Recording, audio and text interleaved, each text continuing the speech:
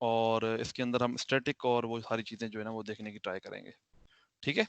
तो आपको I hope कि इसके बाद जो है ना वो कोई एज़ सच कोई इतना मसला नहीं आएगा। ठीक है? 1 मिनट में पहले ये मैट्रिक्स की क्लास जो पुरानी बनी हुई है इसको फ़िलहाल डिलीट करता हूँ।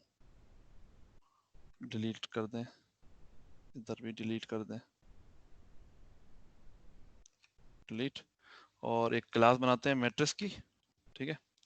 ऐड क्लास और ये ऐड करनी है हमने जिसका नाम है मैट्रिक्स। ठीक है? मैट्रिक्स की क्लास हमारी ऐड हो गई है। अब हमने करना क्या है, हमने इसमें एडिशन का ऑपरेटर ओवरलोड करना है। सबसे पहले तो हमें मैट्रिक्स बनाना है। हम एक इंटीजर टाइप का जो है ना ptr ले लेते हैं, डबल पॉइंटर लेते हैं और इसमें इंट रो और इंट जो है वो कॉलम, रो और कॉलम ले लेते हैं यूजर से। ठीक है? ये हम एक मैट्रिक्स बनाएंगे और उस मैट्रिक्स की जो है ना वो एक डिफॉल्ट कंस्ट्रक्टर बना लेते हैं। ठीक है? और उसके बाद और क्या होना चाहिए इसके अंदर, इसको इनिशियलाइज करना चाहिए हमें। तो ये 2 बाय 2 का हम कोशिश करेंगे बनाएं। अच्छा जी, उसके बाद हमने क्या जो है वो करना है, इसमें एक बना लेते हैं हम ऑपरेटर ओवरलोड कर लेते हैं मैट्रिक्स और ऑपरेटर, ये प्लस वाला ऑपरेटर ओवरलोड कर लेते हैं। ठीक है? Okay okay. अच्छा, उसके बाद हम जो है वो फिर ये भी देख लेते हैं कि अच्छा इसमें स्टैटिक कैसे यूज करें। स्टैटिक हम इस तरह से यूज कर लेते हैं कि स्टैटिक बना लेते हैं और हम ये देख लेते हैं कि किस मैट्रिक्स में ना सबसे जो बड़ा जो है ना वो है नंबर बड़ा हुआ। ठीक है? या हम ये देख सकते हैं कि किसकी साइज जो है ना मैट्रिक्स की सबसे ज्यादा है। ये हम चलें इसमें रख लेते हैं, साइज रख लेते हैं। तो इंटीजर साइज हमने ये देखनी है कि रो और कॉलम को ऐड करके ना कि किसकी साइज मैट्रिक्स की सबसे ज्यादा है। तो 2 बाय 2 है, अगर उसमें 4 एलिमेंट आएंगे, 3 बाय 3 है तो 9 एलिमेंट आएंगे। तो मल्टीप्लाई करके हम उसमें साइज के अंदर रख देंगे और फिर एंड पे देखेंगे कि किसकी ज्यादा है साइज। तो किस मैट्रिक्स की साइज जो है ना वो ज्यादा है, मैक्स साइज। ठीक है? ये स्टैटिक वेरिएबल है और इसको जाहिर सी बात है क्योंकि स्टैटिक वेरिएबल है तो उसको इनिशियलाइज करना कहाँ पे होता है आपको पता है। उसको इनिशियलाइज मैंने हमेशा क्लास के बाहर करना होता है। ये स्टैटिक का कीवर्ड फिर से नहीं लिखना पड़ेगा मुझे। ठीक है? ये मैं डॉट एच फाइल में कर रहा हूँ बट किसी कंस्ट्रक्टर के अंदर नहीं कर रहा।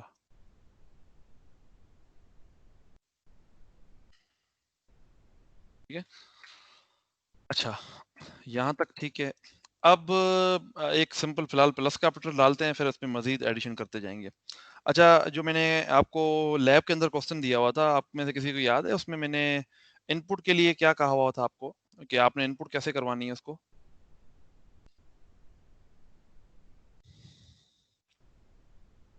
जी, कोई बता सकता है? सर ये कौन सी लैब की बात कर रहे हैं? यार ये मुझे याद नहीं है। ये मैंने पिछली 2 लैब्स थी, इनमें से कोई लैब थी जिसमें मैंने ना आपको एक मैट्रिक्स वाला टास्क दिया हुआ था ऑपरेटर ओवरलोडिंग पे। वो मुझे भी एग्जैक्टली याद नहीं है। वो एक लैब में था जिसमें ना मैट्रिक्स वाला क्वेश्चन आपको दिया हुआ था मैंने। फिर 2D एरे वाला था। हाँ, 2D अरे वाला वही ना। जी। तो वो किस लैब में था? सिर्फ सही तरह याद नहीं है, चेक कर लेता हूँ मैं। तो वो असल में टास्क तो यही था उसमें कि लैब आपको जो है ना 6 लैब 6 थी। उसमें सर वो इनपुट की ग्रेडेड लैब था। जी वो ग्रेडेड लैब ही थी, मुझे याद है। हाँ, 2D मैट्रिक्स। ठीक है? Write all appropriate constructor that have study. ठीक है? Default control parameters constructor setter getter. अच्छा, इसमें क्योंकि वो पैरामीटराइज कंस्ट्रक्टर बनाने के लिए मैंने कहा हुआ था तो मैं अज्यूम कर रहा था कि आप पैरामीटर के थ्रू भेजेंगे। बट अगेन आपकी मर्जी है, आप जिस तरह से इसमें एलिमेंट रखना चाहते हैं वो रख सकते हैं इस पॉइंटर में। ठीक है? तो चलें इसको देख लेते हैं।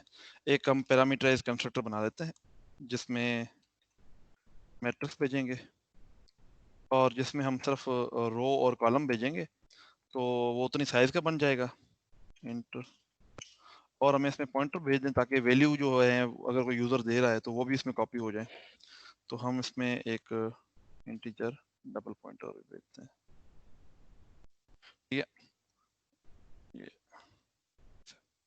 अब इसका फ़ायदा क्या होगा? इसका फ़ायदा सिर्फ ये होगा कि ये आपको ना ये उस यूज़ करने में काम आ जाएगा कि एक मैट्रिक्स है, तो उसके अंदर हमने नया मैट्रिक्स हमने बनाया हुआ है, उसको कॉपी करना चाहते हैं, तो वो उसके लिए इस्तेमाल हो सकता है इधर ना, ठीक है?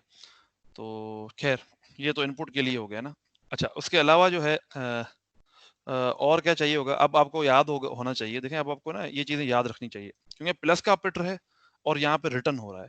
तो सीधी-सीधी बात है यहाँ पे अच्छा प्लस के ऑपरेटर में हम टेम्परेरी वेरिएबल भी बनाते हैं, तो डिफ़ॉल्ट कंस्ट्रक्टर होना लाज़मी है, कॉपी कंस्ट्रक्टर होना लाज़मी है और असाइनमेंट ऑपरेटर होना लाज़मी है। ये चीज़ें आपकी ऑटोमेटिकली इधर आपके पास होनी चाहिए। ठीक है, ये आपका हो गया असाइनमेंट ऑपरेटर, ठीक है? डिफ़ॉल्ट कंस्ट्रक्टर आपका ऊपर बना हुआ है और आपका एक क्या होना चाहिए कॉपी कंस्ट्रक्टर होना चाहिए, तो कॉपी कंस्ट्रक्टर ये है आपका। मैट्रिक्स और कांस्टेंट मैट्रिक्स एंड, ठीक है?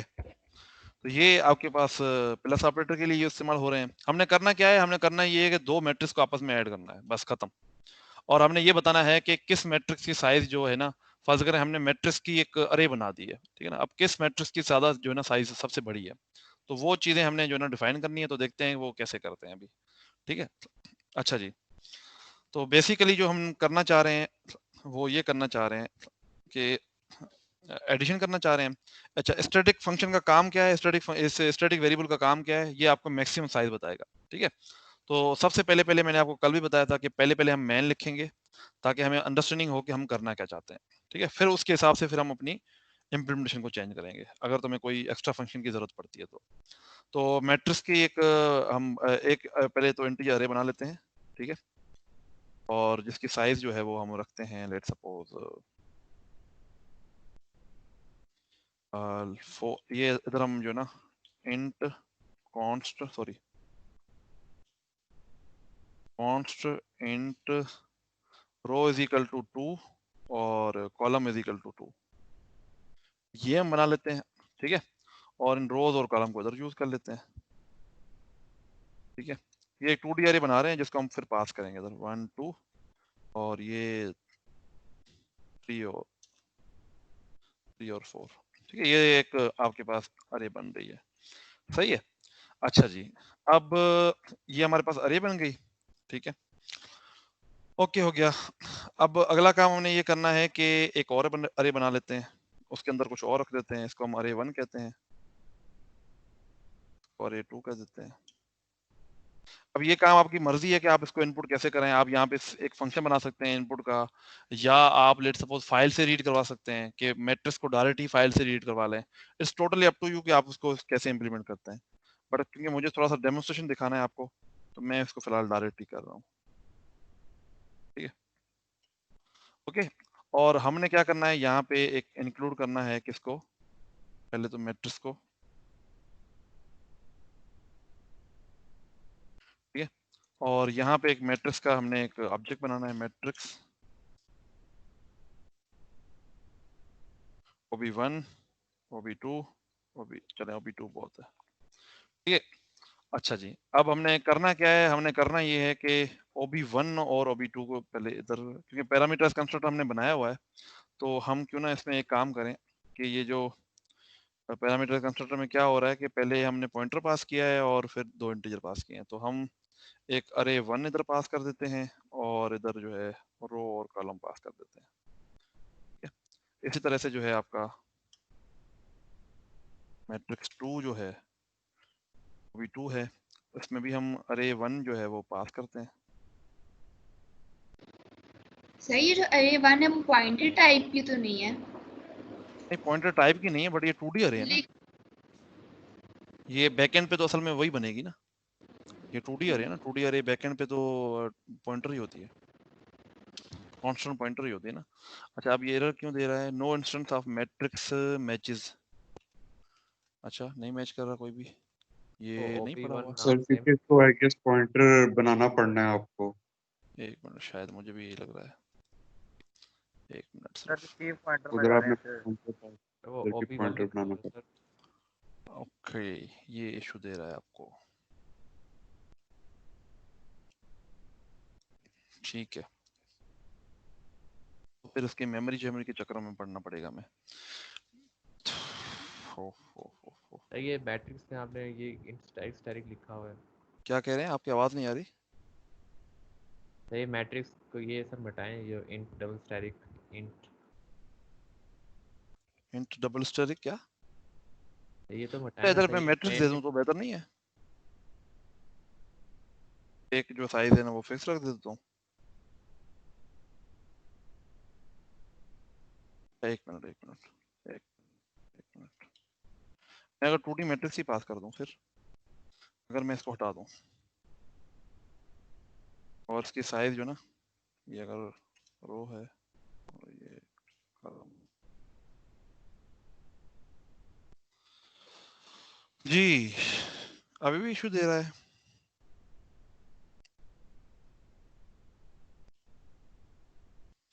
हाँ अब ठीक सर है। शायद 7 आप ठीक है ये ठीक है। 2D जो है ना वो मतलब पास कर रहा हूँ मैं, ये खैर ये कांस्टेंट होना चाहिए तो इसलिए 2।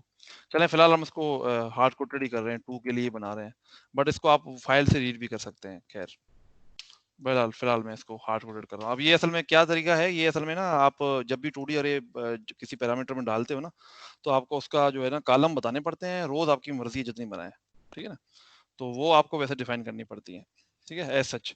बहरहाल तो मैंने फिलहाल इसको जो है ना वो फिर हार्ड कोडेड ही कर लिया हुआ है।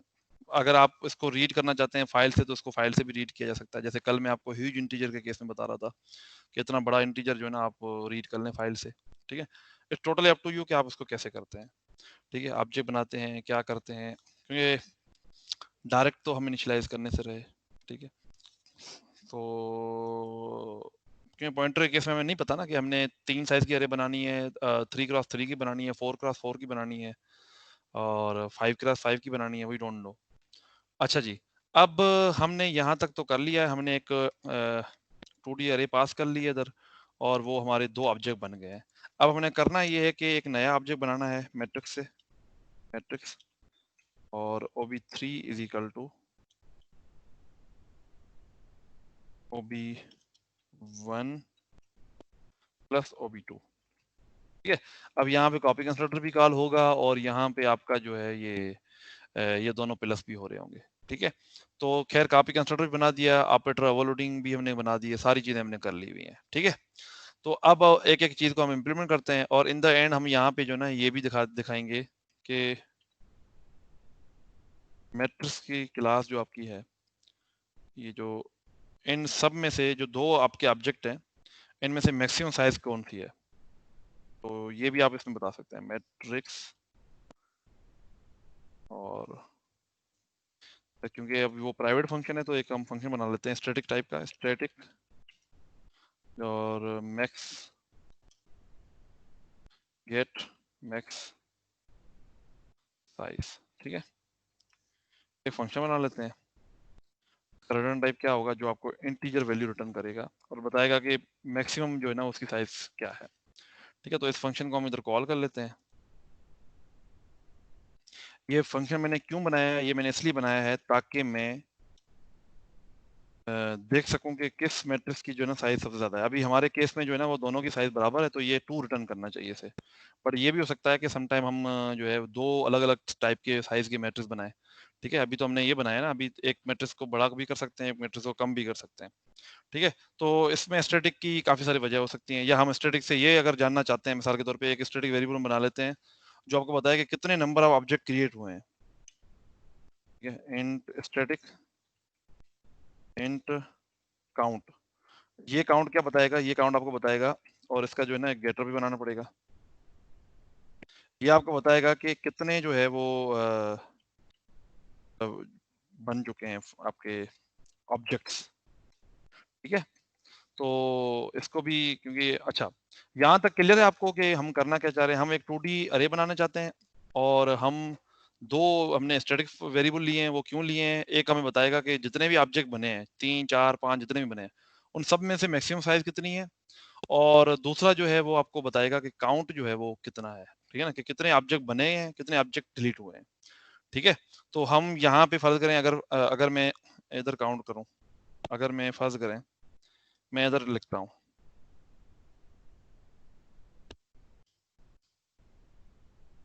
तो गेट काउंट, तो यहाँ पे मुझे बताएं कितने काउंट होने चाहिए,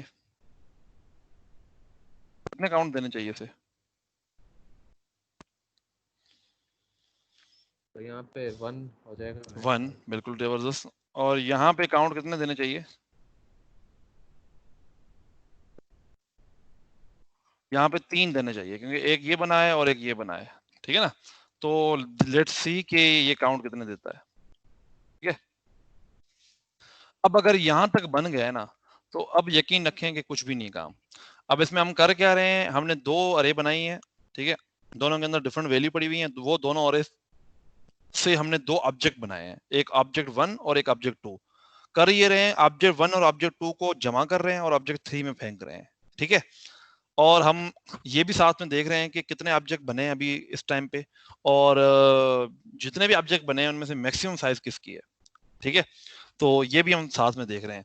तो एक मैं इसमें ना एक और अरे बना लेता हूँ, एक और नया ऑब्जेक्ट बना लेता हूँ जिसकी साइज थोड़ी जो है ना ज्यादा बड़ी रख लेते हैं, ठीक है। तो ये फर्ज करें R1, इसको C1 कह देता हूँ, और इसको लेट्स सपोज 3x3 का मैं कह देता हूँ, 3x4 का कह देता हूँ।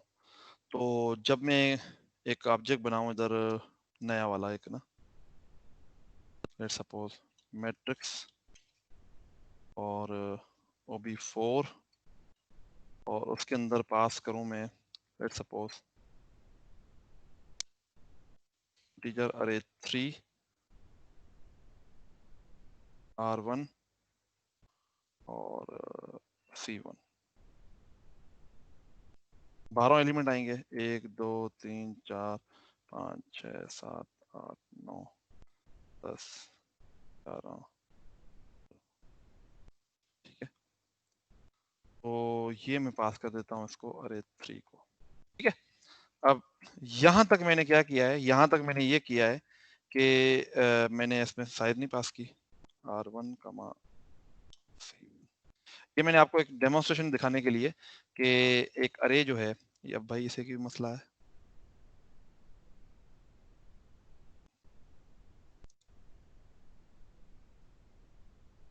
सर वो कॉलम्स आपने 2 लिखे होंगे ना, उसको क्या मसला कर रहा कहाँ हो। पे, तो कंस्ट्रक्टर में आपने कॉलम्स 2 लिखे होंगे। नहीं यार एक ही लिखा हुआ, ये तो अब 2 होंगे ना, ये तो क्योंकि 2D अरे पास कर रहे हैं ना, ये तो ये बता रहा है कि 2D अरे पास हो रही है। तो अगर इस पे एरर नहीं दे रहा तो इस पे एरर क्यों दे रहा है यार। अच्छा अच्छा, सॉरी सॉरी सॉरी, इधर मैंने जो है ना साइज इसका फिक्स किया हुआ है 2, तो इसको साइज को मैं ज्यादा नहीं कर सकता बड़ा, कॉलम जो है ना 2 ही होने चाहिए, चलें इसको 2 कर देते हैं। अगर ये 2 है तो इधर 6 वैल्यू आनी चाहिए। सर ये पॉइंटर में भी काम करना चाहिए सर, पॉइंटर करे तो हमारे से डबल स्टैटिक करके। हाँ वो असल में आपकी बात ठीक है, पॉइंटर में करना चाहिए था, बट मैं कह रहा हूँ कि मैं इसको हार्ड कोडेड कर रहा हूँ, पॉइंटर में ना मेमोरी शेमरी देनी पड़ेगी। तरीका तो असल में ये होना चाहिए कि आप इसको जो है ना एक अलग से फंक्शन बनाएं और उसमें सारा ये रीड शीट करें, इधर मेन के अंदर आपको नहीं करना चाहिए। बट चलें हम इसको हार्ड कोडेड कर रहे हैं फिलहाल। हार्ड कोडेड कभी भी आपको रिकमेंड नहीं होता, क्योंकि पर रन टाइम पे क्वेश्चन ऐसे ही बनता है ना यार, ठीक है ना। आपको एग्जांपल जो समझाना था एक स्टैटिक के। अच्छा अब यहाँ पे अगर आप देखें, आपके पास अगर मैं इसको समराइज करूं तो ये क्या है, आपके पास यहाँ पे 3 अरे बन रही हैं, और 3 अरे से हमने 3 किस्म के ऑब्जेक्ट बनाए हैं, जिसमें से हम कर ये रहे हैं कि 2 ऑब्जेक्ट को ऐड करके एक तीसरे ऑब्जेक्ट में फेंक रहे हैं। टोटल 4 ऑब्जेक्ट क्रिएट किए मैंने, ठीक है। और मैं एंड पे देख रहा हूँ कि मैक्सिमम साइज, हालांकि हमें मैक्सिमम साइज क्या मिलनी चाहिए, 6 मिलनी चाहिए, क्योंकि ये जो साइज है ना ये सबसे बड़ी साइज है। तो अब हम क्या करते हैं, हम एक एक जो है ना इसमें से जो है ना वो चीज को इम्प्लीमेंट करते हैं, और देखते हैं कि अब पहला ये आपका डिफॉल्ट कंस्ट्रक्टर है, डिफॉल्ट कंस्ट्रक्टर का कोई ताल्लुक नहीं है। अच्छा पहले हम स्टैटिक चीजों को कर देते हैं डिफाइन। अच्छा स्टैटिक का क्या होता है, सिंपल मैंने अभी बताया था आपको कि स्टैटिक चीजें आपको बाहर लिखनी पड़ती हैं, और इस काउंट को 0 कर दें ताकि वो 0 से स्टार्ट हो हमेशा, ठीक है। ये स्टैटिक का हो गया। दूसरा इन स्टैटिक के फंक्शन भी लिख देते हैं, वो बाद में लिखते हैं। पहले पहले हम इस डिफॉल्ट कंस्ट्रक्टर को करते हैं ना। तो जी बताएं डिफॉल्ट कंस्ट्रक्टर में क्या होगा, शाबाश कौन बताएगा डिफॉल्ट कंस्ट्रक्टर में क्या काम हो रहा होगा जी। ये आपके पास है, अरे ये क्लास है, बताएं जरा डिफॉल्ट कंस्ट्रक्टर में क्या हो रहा होगा, शाबाश। तो सर इनिशियलाइजेशन पॉइंटर हो को कब। नल पॉइंटर जो है वो नल आ जाएगा, ptr is equal to null ptr, और दूसरा आपका जो रोज इज इक्वल टू 0, ठीक है, और कॉलम जो है वो भी 0।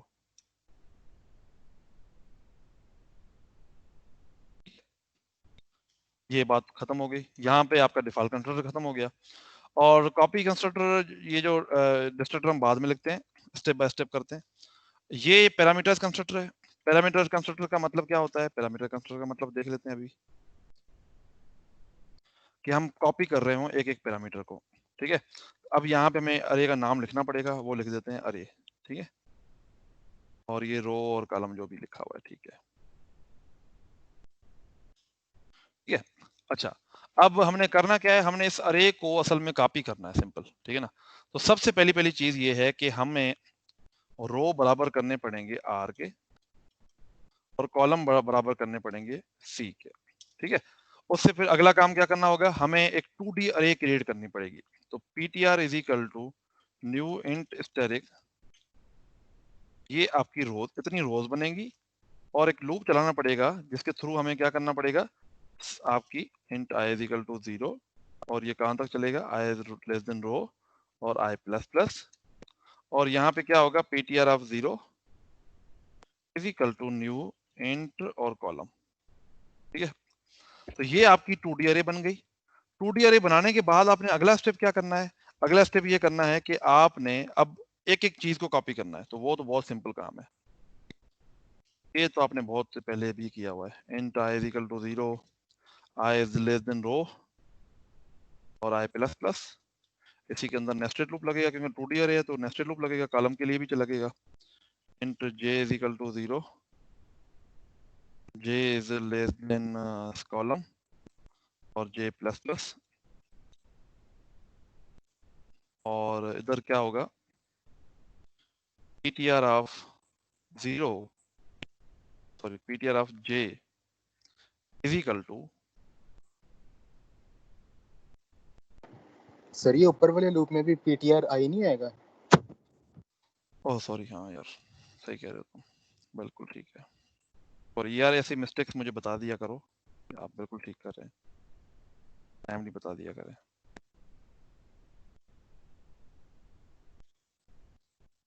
ठीक है, ये अब इसमें सारा कॉपी हो जाएगा। आप इसको अगर अच्छे तरीके से लिखना चाहते हैं तो दिस पॉइंटर के थ्रू लिखें, बेहतर है, ठीक है।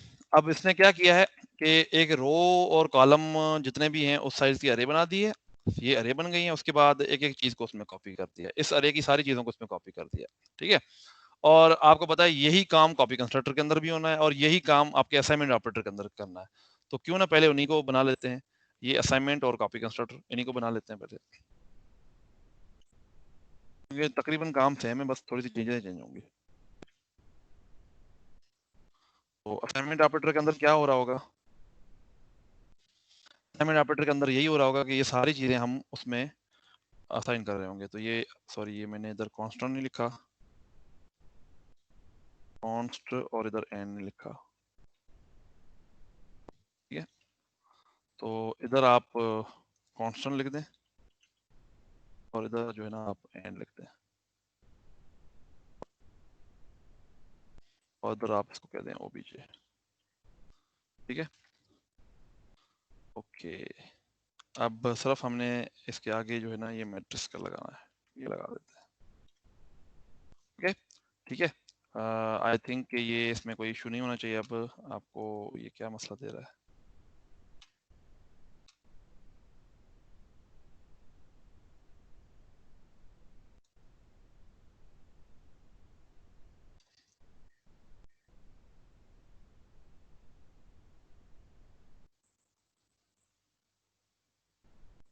इसे क्या मसला हुआ है? मैट्रिक्स इज नॉट टाइप, मैंने स्पेलिंग कोई गलत लिखी है? तो वो कर्सर अंदर कर लेना, हर सही हो जाएगा। जी, कर्सर, तो कर्सर कहीं और कर आपकी लेना। जो बोल रहे हैं ना उसकी आवाज नहीं आ रही मुझे, क्या कह रहे हैं? सर कुछ नहीं सर, हेडर फाइल में जाना सर। नहीं आ रही आपकी आवाज यार, सॉरी। पहले मैं इसी को कॉपी करता हूँ पहले।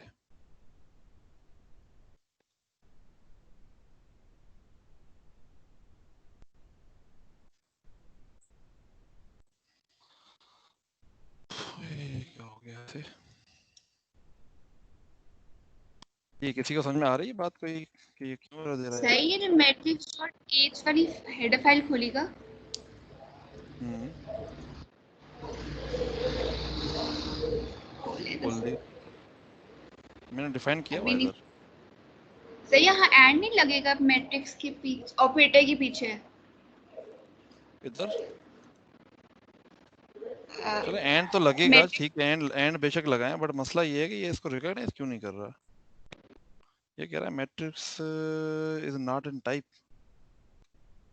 और ये ऐसा क्यों कर रहा है?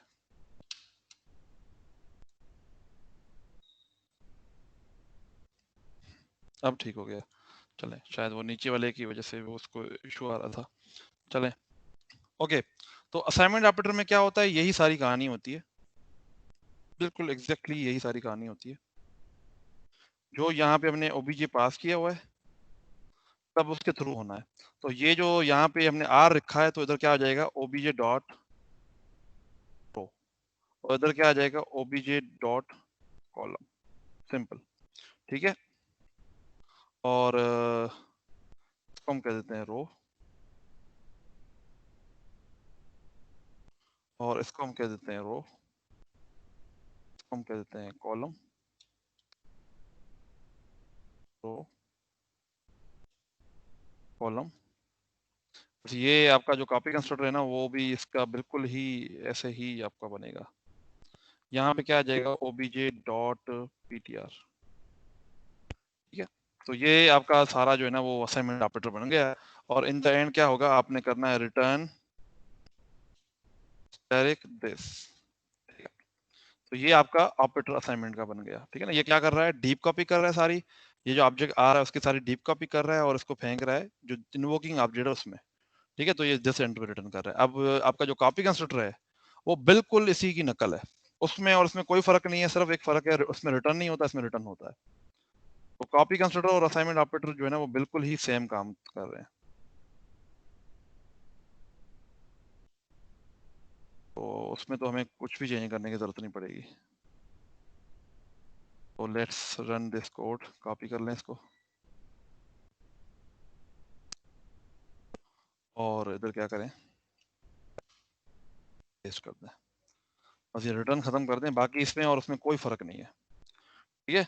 इस आपका जो कॉपी कंस्ट्रक्टर है और आपका जो असाइनमेंट ऑपरेटर है इसमें कोई फर्क नहीं है, बाकी सारी चीजें सेम है, डीप कॉपी के थ्रू ही हो रही हैं, इधर भी डीप कॉपी के थ्रू हो रही हैं। या आप इसके लिए डीप कॉपी का फंक्शन भी बना सकते हैं, ऑफ कोर्स, बिल्कुल ठीक कह रहे हैं, वो बना सकते हैं, क्योंकि ये रिपीटेशन हो रही है ना, ये सारी चीजें हम इसमें कॉपी कर रहे हैं, इसमें भी कॉपी कर रहे हैं, तो आप इसको रिपीट करने से बजाय आप इसका एक डीप कॉपी का फंक्शन बना सकते हैं, ठीक है। तो अगर आप वो बनाना चाहते हैं तो बना लें, मेरे ख्याल में बेहतर यही रहेगा कि आप इसका डीप कॉपी का फंक्शन बना लें और इधर भी उसी को कॉल कर लें और उधर भी उसी को कॉल कर लें, ठीक है। अच्छा जी, वालेकुम सलाम, जी कर लें कर लें। अच्छा जी, उसके बाद अब हमारे पास क्या टॉपिक रह गया है, अब हमारे पास असाइनमेंट ऑपरेटर हो गया, ये भी हो गया, अब हमारे पास प्लस का ऑपरेटर रह गया है। तो अब हमारा आखिरी जो है ना वो हम कर लेते हैं इसको जल्दी जल्दी, ये टाइम बहुत कम रह गया है, हमने इसको चलाना भी अभी है। ओके जी, प्लस के ऑपरेटर के अंदर क्या होता है, प्लस के ऑपरेटर के अंदर, अच्छा एक तो इसको कांस्टेंट नहीं किया, ये गलती की है मैंने, और दूसरा इसको जो है ना एंड लगाना चाहिए था इधर, ठीक है। तो मैं कांस्टेंट और इधर एंड लगा देता हूँ, और अब हमने क्या करना है, अब इसको कॉपी करना है और इधर पेस्ट करना है, ठीक है। अब ऑपरेटर प्लस के अंदर क्या करना है, हमने दो वैल्यूज को आपस में प्लस करना है। तो एक तो ये ऑब्जेक्ट जो ऊपर से पास हो रहा होगा वो होगा, और एक आपका जो है वो, सबसे पहले पहली चीज जो आपको करनी चाहिए ना वो चेक करनी चाहिए क्या ये रो और कॉलम आपस में बराबर हैं या नहीं। If row double equal to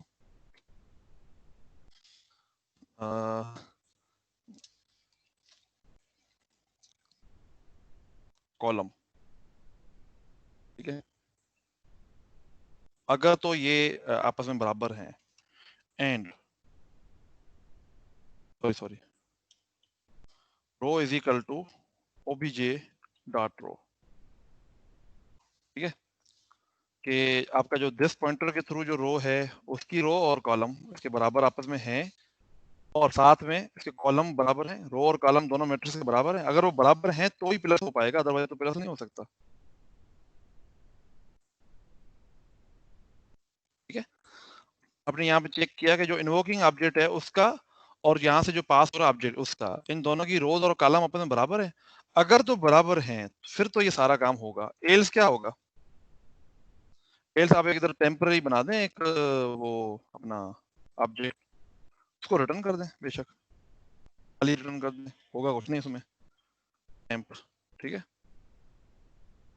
तो इधर आप देख लें, इधर लिख लें इफ ये टेम्प का ऑब्जेक्ट बना लें आप, मैट्रिक्स और ओबीजे टेम्प। ठीक है, अब ये टेम्प क्या है, यहाँ पे डिफॉल्ट कंस्ट्रक्टर कॉल होगा। ठीक है ना, इसमें कुछ भी नहीं पड़ा होगा, 0 0 पड़ा होगा और पॉइंटर के अंदर नल पड़ा होगा। अगर तो ये दोनों बराबर नहीं है, अगर दोनों बराबर हैं फिर आपको ये प्लस का सारा काम करना पड़ेगा। और प्लस के काम करने के लिए आपको पता है ये वाला लूप आपको लगाना पड़ेगा। इसी लूप को मैं कॉपी कर लेता हूँ। ठीक है, और यहाँ पे फर्क क्या होगा, यहाँ फर्क सिर्फ ये होगा कि इन दोनों को प्लस कर रहा हूँ मैं, इन दोनों को प्लस कर रहा हूँ और उसको किस में फेंक रहा हूँ, टेम्प डॉट ptr i और j इज इक्वल टू ये। ठीक है, तो ये आपका फंक्शन जो है ये क्या कर रहा है, ये कर ये रहा है। अच्छा, यहाँ तक मैंने सब कुछ सही किया है कि कोई गलती की है इसमें, कुछ बता सकता है मुझे? यहाँ तक कोई इशू है या कोई मसला है इसमें, इस कोड में कोई इशू है? जी, एनीवन? सर टेम्प के पीटीआर को मेमोरी नहीं दिया। बिल्कुल जबरदस्त बात कि भाई आपने सीधा ही अनाउंस कर दिया है कि टेम्पररी जो है ना वो उसके अंदर ये फेंक दो। सबसे पहले तो उसे मेमोरी देनी चाहिए ना, तो ये एक छोटी सी चीज हमने नहीं की, उसको पहले पहले एक मेमोरी दे देते हैं। तो मेमोरी वाला इसलिए मैं आपको कह रहा था कि डीप कॉपी के लिए ना आप एक फंक्शन अलग से बना लें, तो वो आप बना दीजिएगा इसको एफिशिएंट करने के लिए। तो टेम्पररी का जो रो है, टेम्पररी डॉट रो, उसके अंदर आप ऑब्जेक्ट, क्योंकि ये दोनों बराबर हैं, आप ऑब्जेक्ट का रखें या वैसे रखें आपकी मर्जी है। ठीक है, और उसका कॉलम भी आप कर लें, और टेम्पररी का जो पीटीआर है उसको आप ये असाइन कर लें। ठीक है, यहाँ पे आप बेशक ओबीजे, अब ओबीजे ही कर रहे हैं तो ओबीजे ही लगा दें, या आप वो रो भी लगा सकते हैं डायरेक्ट। अच्छा, और इधर आप लिखेंगे टेम्पररी डॉट पीटीआर ऑफ आई। ठीक है, अब ये हमारा कोड क्या कर रहा है, ये सबसे पहले टेम्पररी का जो पीटीआर है उसे मेमोरी दे रहा है और उसके बाद ये सारी एडिशन उसमें फेंक रहा है, और इन द एंड यहाँ पे ये सारी चीजें होगी, तो उसके बाद क्या होगा, रिटर्न टेम्प। ठीक है, बल्कि अगर हम एक बात करें, हम ये एल्स खत्म कर दें, हम सिर्फ यहाँ पे रिटर्न टेम्प लिख दें तो भी ठीक है। ये इफ अगर चला तो ये वाला टेम्प रिटर्न होगा, ये जो भरा हुआ टेम्प होगा। अगर इफ नहीं चला तो ये सिंपल जो खाली वाला टेम्प होगा वो रिटर्न हो जाएगा। ठीक है, तो ये आपका है एडिशन और सब्ट्रैक्शन। इधर आप एक मैसेज भी प्रिंट करवा दें, वैसे अच्छी चीज होती है कि, बल्कि वो एल्स लगाना पड़ेगा, चलें एल्स नहीं लगाता, छोड़ें। अच्छा जी, अगर ये दोनों साइज बराबर हैं आपस में तो आप उसे मेमोरी दें टेम्प को और उसमें जो दोनों की एडिशन लिख दें। अगर वो बराबर नहीं है तो आप मैसेज प्रिंट करा दें कि भाई ये दोनों बराबर नहीं है। ठीक है, अच्छा जी, अब हमारा रह गया, कौन सी चीज रह गई हमारी इंप्लीमेंटेशन में, स्टैटिक रह गया। ये दोनों फंक्शन तो ठीक है, बट स्टैटिक जो है ना उनकी हमने इंप्लीमेंटेशन की नहीं है। फिलहाल मैं स्टैटिक को फिलहाल छोड़ रहा हूँ। फिलहाल मैं स्टैटिक के बगैर जो है ना आपको पहले इस कोड को चला के दिखाता हूँ कि हो क्या रहा है। अब हमने एक फंक्शन बनाया नहीं है प्रिंट का, क्योंकि वो प्रिंट का फंक्शन नहीं बनाएंगे तो हमें पता नहीं चलेगा कि ये चल भी रहा है कि नहीं चल रहा। अच्छा जी, इसमें इशू आना शुरू हो गए हैं। Get max size public static, अच्छा इसको इम्प्लीमेंट नहीं किया हुआ इसलिए एरर दे रहा है, तो इसको पहले इम्प्लीमेंट करेंगे, अभी नहीं करना, करेंगे इसको इम्प्लीमेंट इंशाल्लाह। ओहो,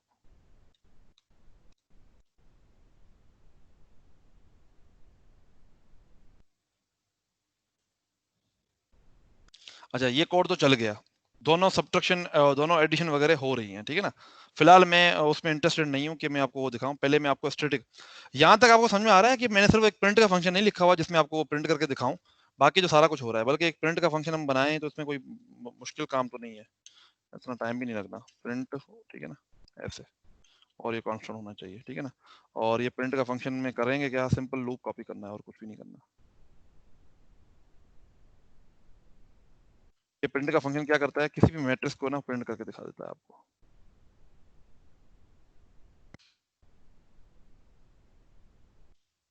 ठीक है, और ये करता क्या है, ये काम करता है। ये इधर लिखते हैं दिस सी आउट,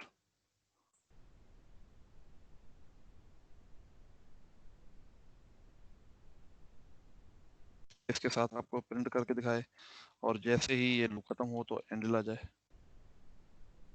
अब ये सी आउट पे क्यों एरर दे रहा है, क्योंकि मैंने हैश इंक्लूड आईओस्ट्रीम वगैरह नहीं किया हुआ, तो मैं हैश इंक्लूड आईओस्ट्रीम कर देता हूँ इधर।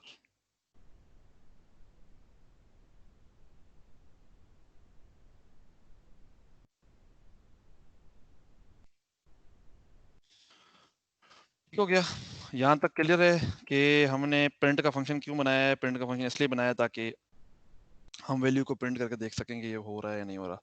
तो अब जो हमने जिसमें ये दोनों पेस्ट किए हैं, ठीक है, तो इसको हम बना लेते हैं ob3 डॉट प्रिंट का फंक्शन। तो ये आपको प्रिंट करके भी दिखा देगा कि एडिशन दोनों की क्या हुई है।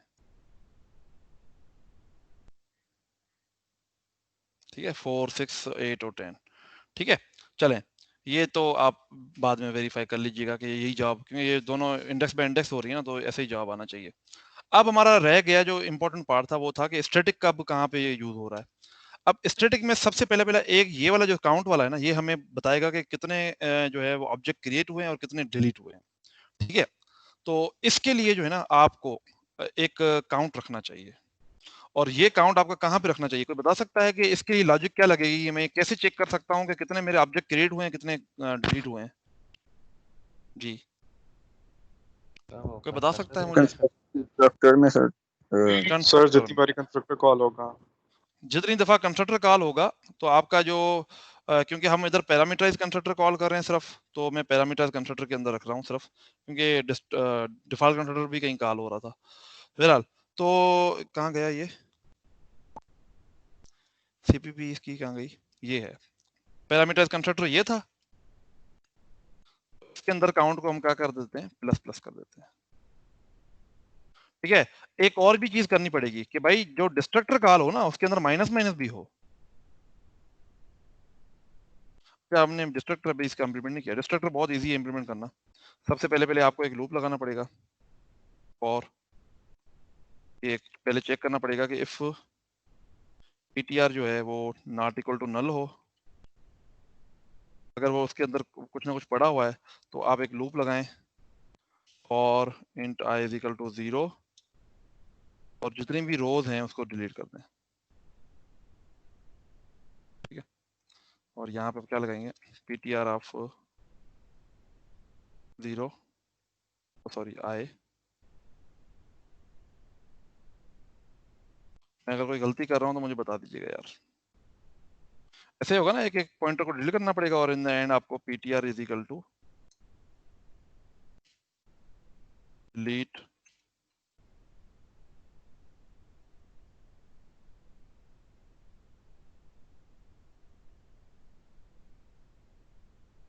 ये ptr के अरे भी डिलीट हो गई। ठीक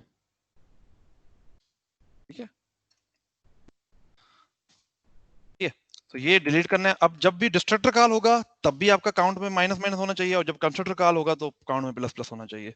तो अब हम साथ में जो ना ये जो काउंट वाला फंक्शन है इसको इम्प्लीमेंट कर लेते हैं। तो आपको पता है काउंट वाला फंक्शन इम्प्लीमेंट करना बहुत ही ईजी है इसका, वो किसी भी जो है वो क्लास से या किसी फंक्शन से इसका ताल्लुक ही नहीं है। हमने सीधा इसको इम्प्लीमेंट करना है, और उसमें करना क्या है, रिटर्न कर देना है सिंपल काउंट को, और उसका कोई काम नहीं है। सिंपल काउंट को, ये जो काउंट क्या नाम था इसका, हमने क्या नाम रखा हुआ है, काउंट रखा हुआ है सिर्फ। ठीक है, और ये स्टैटिक टाइप का है,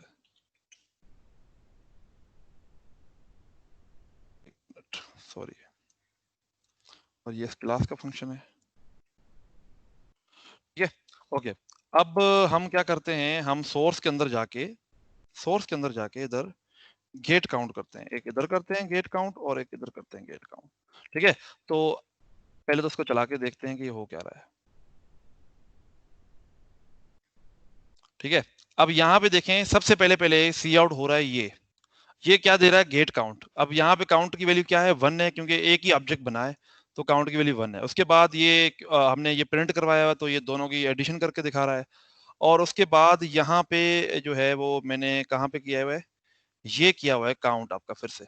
अब यहाँ पे काउंट की वैल्यू ये क्या दे रहा है, 2 दे रहा है। आप में से कोई मुझे बताएगा यहाँ पे 2 क्यों दे रहा है? यहाँ पे तो 3 नहीं होनी, 4 नहीं होनी चाहिए थी, तो वो कॉपी 2 क्यों दे कंस्ट्रक्टर रहा में है? काउंट नहीं किया हुआ मेरे ख्याल से। जी मैं कह रहा हूँ कॉपी कंस्ट्रक्टर में काउंट नहीं किया होगा। हेलो, आवाज नहीं आ रही यार। कॉपी कंस्ट्रक्टर में काउंट नहीं किया होगा। हाँ, बेहतरीन, जबरदस्त बात की है कि यार ये जो OB3 है ना, OB3 एक ऑब्जेक्ट तो है, बट हमने इसके लिए कौन सा कंस्ट्रक्टर कॉल होगा, कॉपी कंस्ट्रक्टर। क्या हमने उसमें प्लस प्लस किया हुआ है? उसमें प्लस प्लस नहीं किया हुआ। ठीक है, अच्छा जी। तो ये काउंट सिर्फ किसको कर रहा है, एक OB1 को और एक OB2 को। ठीक है, अच्छा ये OB4 को क्यों नहीं काउंट कर रहा यार? OB4 तो होना चाहिए ना काउंट। जी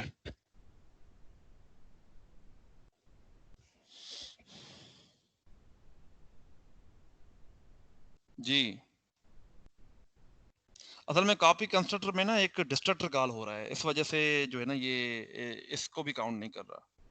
बट बहरहाल अभी जो मेरा बताने का जो मेन वजह थी ना, वो ये थी कि आपके पास यहाँ पे आपको काउंट का पता होना चाहिए कि काउंट कर क्या रहा है। काउंट एक स्टैटिक वेरिएबल है जो सारे ऑब्जेक्ट्स के दरमियान शेयर्ड है। अच्छा, अगर हम कॉपी कंस्ट्रक्टर के अंदर काउंट को प्लस कर देते हैं ना, तो आपका काउंट ज्यादा दिखने में आएगा आपको, क्योंकि कॉपी कंस्ट्रक्टर जितने भी कंस्ट्रक्टर है हम सबके अंदर कर देते हैं, फॉल्ट के अंदर भी कर देते हैं। चले, फॉल्ट वाला कहाँ गया, ये पड़ा। तो जब भी एक ऑब्जेक्ट बने तो काउंट में प्लस प्लस हो जी, और जब ऑब्जेक्ट डिस्ट्रॉय हो तो काउंट में माइनस माइनस हो, ताकि हमें पता चल सके कि कितने काउंटर जो है ना वो बने हैं। अब यहाँ पे देखें कितने बने हैं, 4। अभी आपको बिल्कुल परफेक्ट दे रहा है कि भाई एक कंस्ट्रक्टर आपका यहाँ पे बना है, एक यहाँ पे प्लस प्लस हुआ है और एक यहाँ पे हुआ है। ठीक है ना, सॉरी, एक यहाँ पे, एक यहाँ पे और एक यहाँ पे और एक यहाँ पे।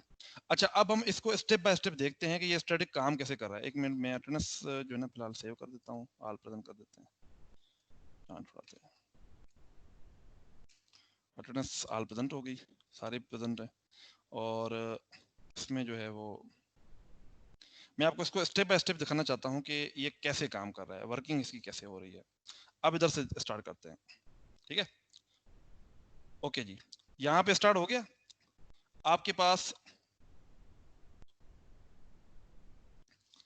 अब यहाँ पे अगर आप देखें, ओके, यहाँ पे अगर आप देखें तो OB1 के लिए कौन सा कंस्ट्रक्टर कॉल होगा, पैरामीटर कंस्ट्रक्टर कॉल होगा। हमें पता है काउंट की वैल्यू क्या हो जाएगी, बढ़ जाएगी। ठीक है ना, तो यहाँ पे काउंट की वैल्यू हम कहाँ से लाएं भाई, इधर काउंट की वैल्यू देखने में नहीं आ रही कहीं पे। अच्छा जी, चलें।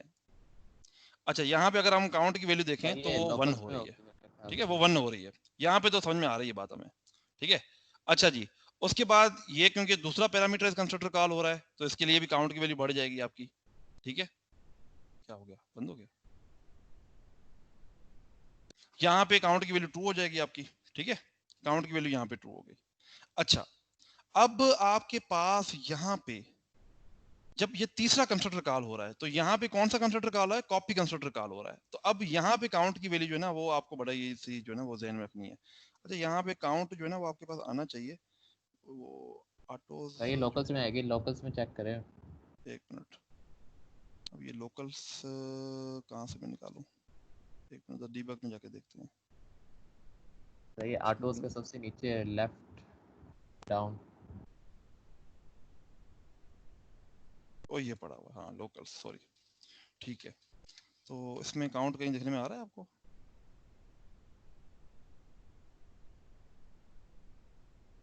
नहीं यार, इसमें काउंट नहीं पड़ा हुआ कहीं भी। खैर, नहीं पड़ा हुआ, चलें बहरहाल, नहीं पड़ा हुआ तो नहीं पड़ा हुआ।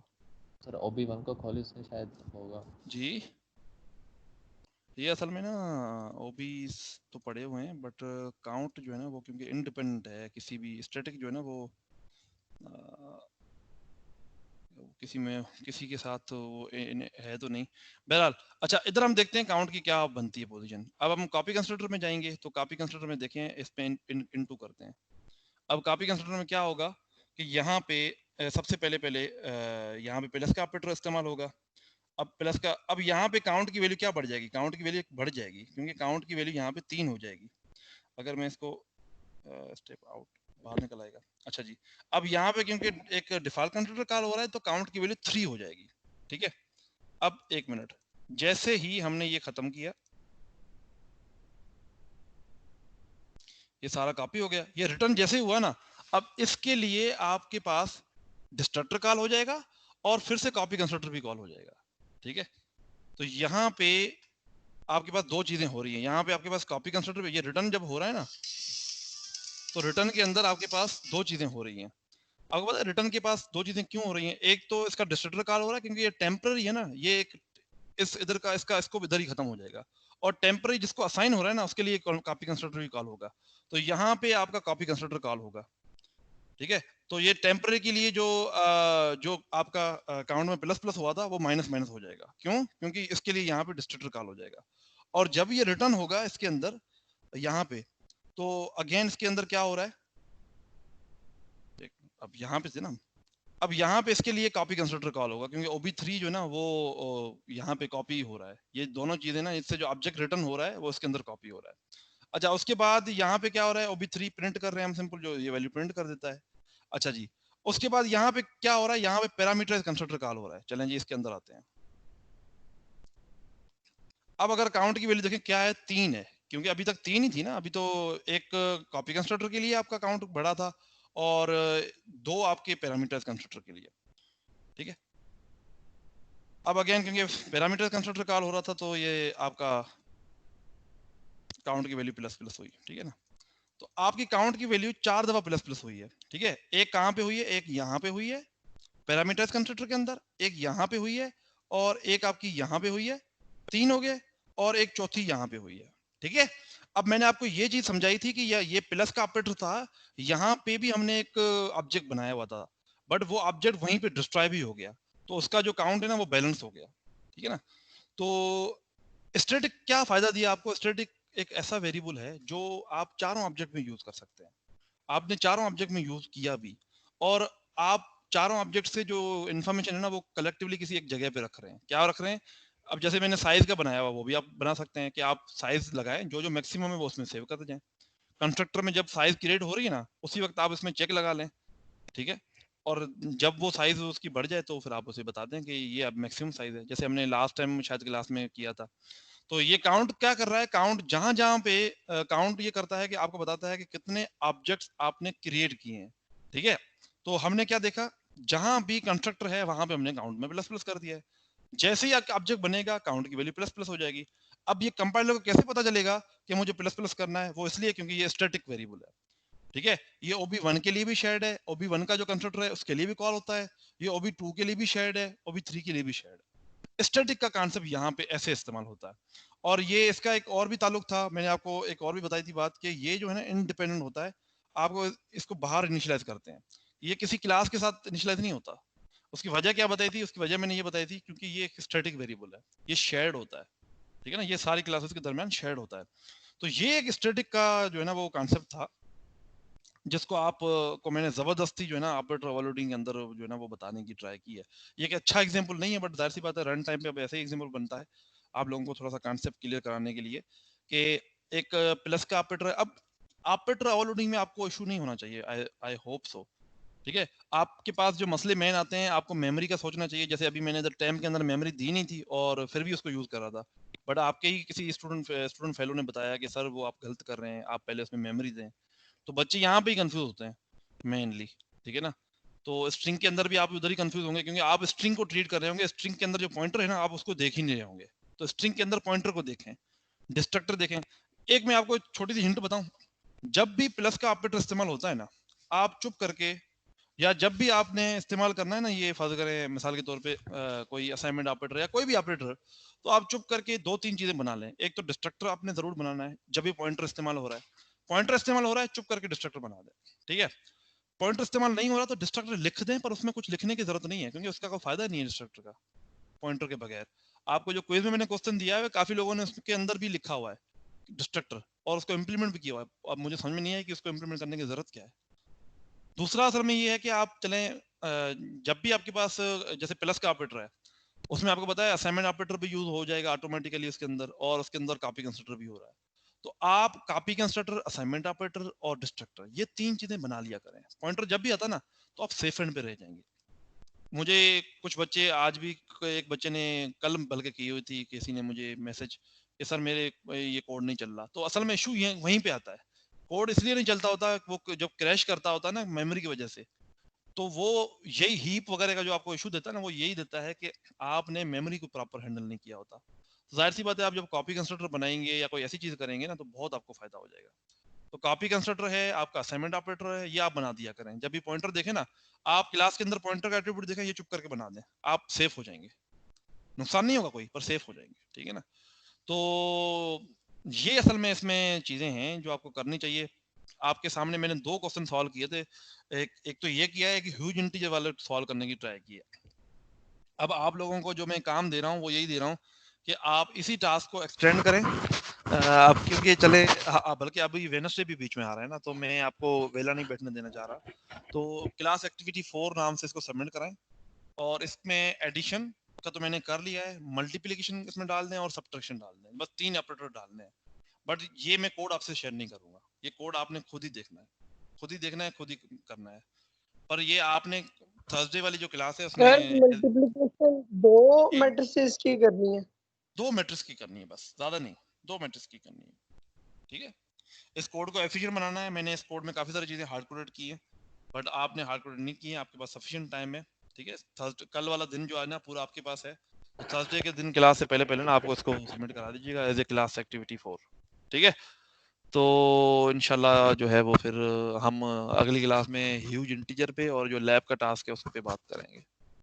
यार उसके अलावा भी अगर आपको कोई चीजें समझ में नहीं आती ना, आप सिंपल है मुझे मैसेज कर दिया करें, ठीक है, ताकि अगर ज्यादा लोग मुझे मैसेज करेंगे मुझे समझ में आएगी, अच्छा सर जो मुझे स्टैटिक का समझ में नहीं आया, मुझे फलां चीज समझ में नहीं आई, तो मैं आपको उसी पे कराऊंगा। अब मैंने आपको प्रैक्टिस ही करवानी है।